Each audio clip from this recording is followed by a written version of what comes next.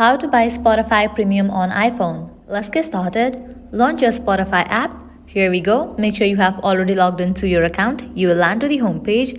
Now at the bottom, you're gonna find different options. Click on the option of Premium. Once you land to this page, now over here, you're gonna find different premium options.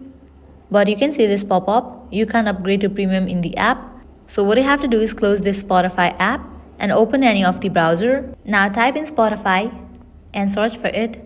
Now click on the very first website option, spotify.com. Now here you will see the option Get Premium. Click on it. Click on this option View All Premium Plans. In this page, you're gonna find different premium plans. Now you can choose any of the plan. For some premium plans, you're gonna get free trial as well. From here, you can choose any of the option given over here. Just click on Try. With that, you will need to log into your Spotify account and continue with the process. So this is how you can buy Spotify Premium on iPhone. At the end, if you guys find this video helpful, don't forget to like, share and subscribe. Thank you.